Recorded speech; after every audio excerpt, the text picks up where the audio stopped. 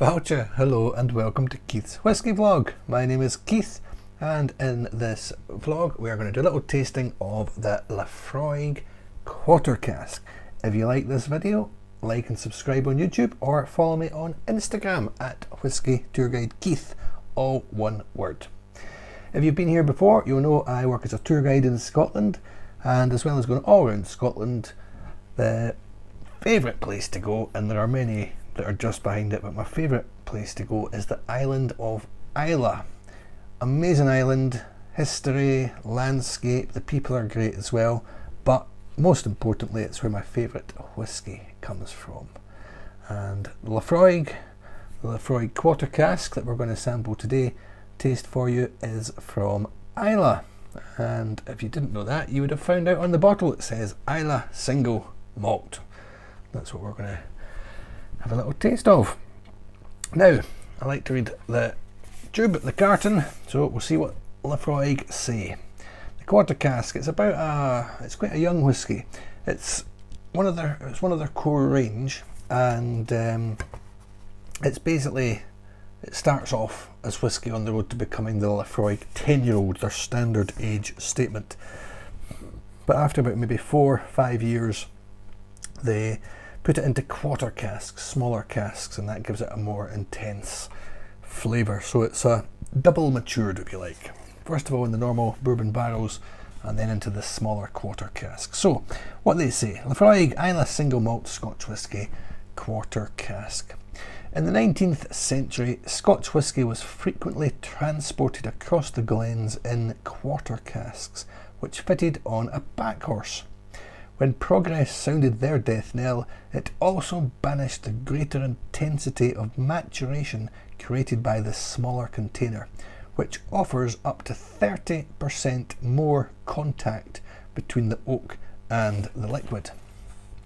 Laphroaig today breathes new life into the tradition, still maturing whisky from our standard ex-bourbon barrels is transferred to quarter casks and left to rest in our warehouse, just a stone's throw from the Atlantic shore. This increased oak contact creates a soft and velvety edge to complement Laphroaig's distinctive peatiness. The finish is long and alternates between this sweetness and smoke. Please note that any cloudiness when mixed with water is normal for a whisky that hasn't been chill filtered, but instead barrier filtered only, the method used when the quarter cask was king. So this, unlike the standard 10-year-old, the standard age statement, which has been chill filtered, Laphroaig do not chill filter this whisky. There's a bit of a debate as to, some people are purists, they want no chill filtration, they want it as it comes out the cask. Other people think it's a slightly better, more consistent product if it is chill filtered. There's a bit more to it than that, but that's the nub of the debate. Now at the bottom, product of Scotland. To find out more about Laphroaig, visit www.laphroaig.com, and then underneath there's a little bit of German. Now you may or may not know I did a little bit of German at school. Ich spreche ein bisschen Deutsch, but that's about as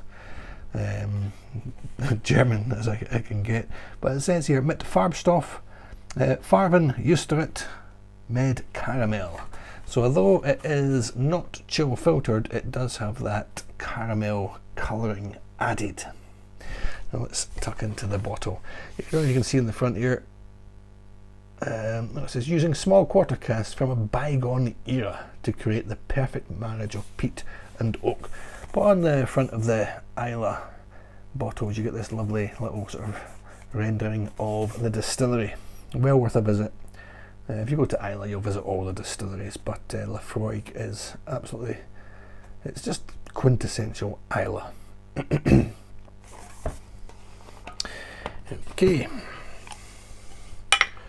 Now, what you'll get in the Laphroaig bottles is a little leaflet, usually, your Laphroaig passport, and you can join the Friends of Laphroaig. And then they give you a little plot, a little square foot of peat bog on Islay. You can go online, you can see where it is, they plot it, give you a little map, and then they'll pay you rent. So if you go to the distillery, they'll give you a little sample of Laphroaig as rent. So if you do ever buy yourself a bottle of Laphroaig, Laphroaig Quarter Cask. Slightly different stuff on the back here, so I'll read this to you as well. Laphroaig Quarter Cask revives the lost art of using smaller aging barrels to create more intense maturation through greater contact with the oak. As part of a double maturation process, this creates a soft sweetness to perfectly complement Laphroaig's signature peatiness.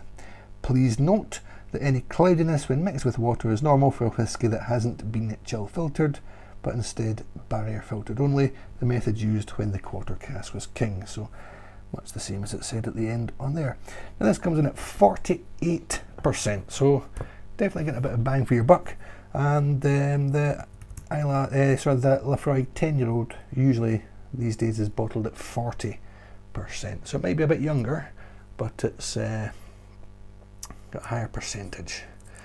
Brand new bottle, always good to get tucked into a new bottle.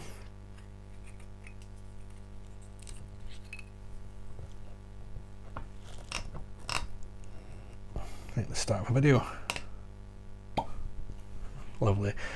The signature pot still on the cap. Right, new bottle, I've got to smell the bottle.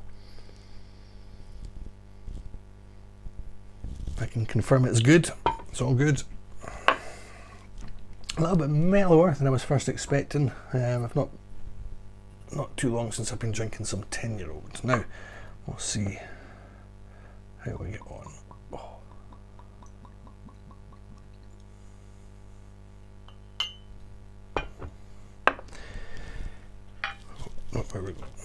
I'm going to leave that off. I'm going to get a little bit of perfume in the air. I often say that I would use this at home if the good lady wife would allow me as a bit of an air freshener. So, okay, now Laphroaig is quite notorious and being a quarter cask with that more intense flavour. When you go into the distillery, you'll get on the front wall before you actually go in, sort of user feedback, if you like. Laphroaig fans from around the world have reported back their own, not necessarily tasting notes, but their own descriptions. Quite interesting descriptions as well of what it's like to drink Laphroaig whisky. What was one? It was like being on a date with a goddess of smoke and medicine. So I've never been on a date with a goddess of smoke and medicine, but I can sort of imagine what it might be like. Another one that was that took my fancy, it was like being kicked by a horse that's been galloping through a peaty bog. So again, not subtle, in your face, and certainly earthy, peaty, medicinal, smoky, all those sorts of notes. So we'll have a little nose of the quarter cask, and then we'll have a little taste, then I'll add a little bit of water and talk you through what I get from it.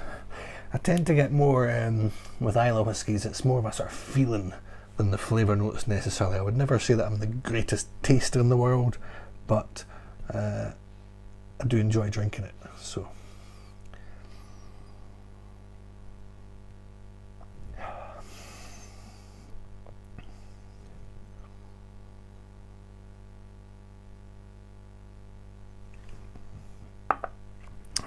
it's very nice. It's got the smoke and the peat as you get. It's got a little bit more. With a 10-year-old, you maybe have to shorter sniffs, but I can really inhale that for a longer time. It's a little bit almost creamier, I would say. Certainly smoother. Nice and smooth. A little bit of the, you certainly get the wood and that vanilla and the sort of the tannins of the wood coming through. Oh, there's another smell behind there. What is it?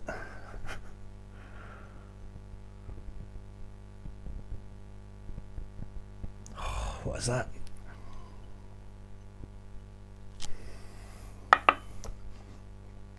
I'll come back to that, but there's an unusual aroma in there. definitely got it in my head somewhere, but I can't put my finger on exactly what it is.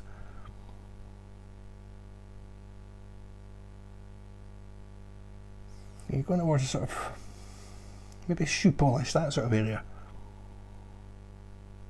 Anyway, it's very interesting. Right, so on the nose, peaty, smoky, bit of creaminess, bit of vanilla, but a bit of almost sort of shoe polish somehow. You definitely get an underlying earthiness as well. I have to clean out my tubes now, I've been inhaling that too much. It's maybe because I've got the lid off that.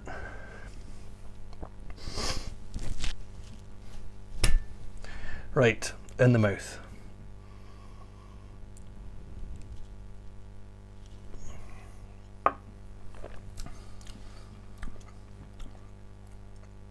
Very intense, certainly that charred smoke. Yeah, burnt wood for sure, very intense. A big hit to start with, it evaporates quite quickly.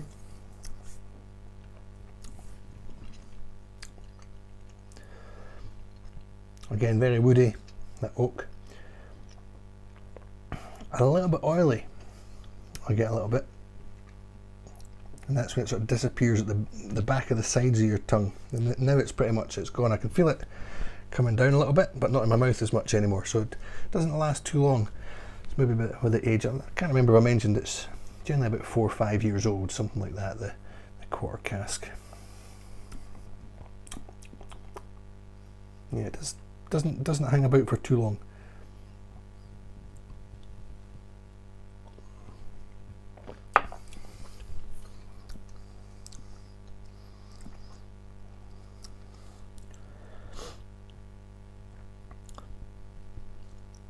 You certainly would almost a bit sort of dry nuts, I would say, underneath there as well. A bit oily, burnt wood, but that earthiness still a little bit nutty. Okay, trusty Laphroaig jug for a little bit of water. Again, I'm just going to put a couple of drops in here. That should do the job.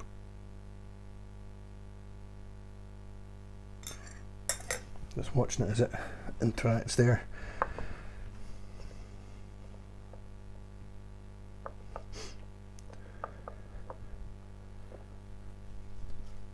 So, with water. So on the nose, it's sort of lost a bit of its smokiness. Still there, maybe just becoming inured to it because I've been drinking it and inhaling it so much. That polish that I'm talking about, there's something else in there. Sort of raisin polish. That's sort of the areas I'm thinking. So full with the water, I would say it has opened it out. Getting a little bit more coming up underneath.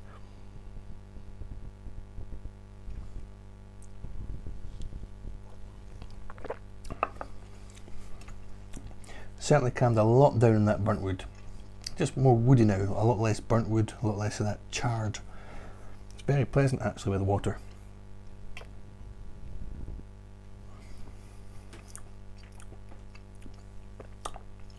A bit more sort of toffee. So it's caramel, salted caramel, that sort of area. Quite a big difference, I would say, between neat and with that little addition of water. I think I actually do prefer it both on the nose and in the mouth with a little bit of water. It gives it a bit more substance to it. Certainly a bit more pleasant on the nose.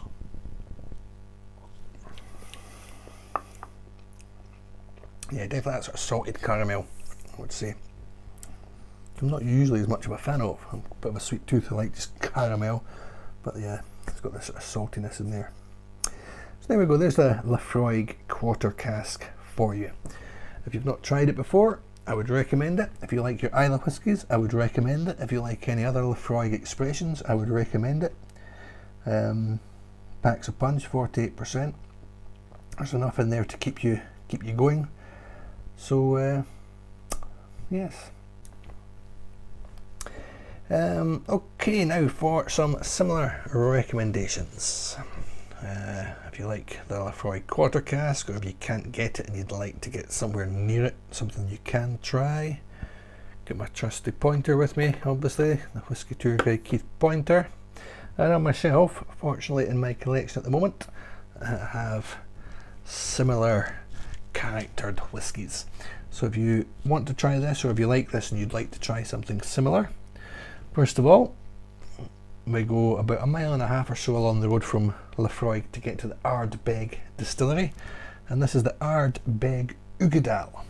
This is got a little bit of sherry cask influence, but it's into the 50s percentage wise, and it packs a bit of a punch. So give the Ardbeg Ugadal a look up, see what you think. This one in the middle, I think when I did the Laphroaig 10 years old, I also recommended the Kilchoman Macher Bay, and it's really, I described it as like Kilchoman's Laphroaig 10 years old, although it is younger, again 4 or 5 years old, similar age to the Quarter Cask. So it's very smoky, it's bourbon, those sorts of influences. Check out the Kilchoman Macher Bay. And also I decided, because it's a little bit more intense, this is a Laphroaig 10 years old, but it's no ordinary 10 years old. This is the annual limited edition release, and it's a cask strength 10 years old. Remember, the 10 year old is about 40%, the cask strength one, this one in particular, is it comes in at just 58.1%, and that's batch 9, which is my favourite out of all the ones that I've tried so far. I've not tried them all, but I've tried a few. So Ardbeg Ugadal, Kilchoman Macher Bay, Laphroaig 10 year old cask strength, in the same sort of area as the Quarter Cask. Okay, thanks for listening, hopefully see you again at some point. Bye for now, cheers and Slàinte mhath.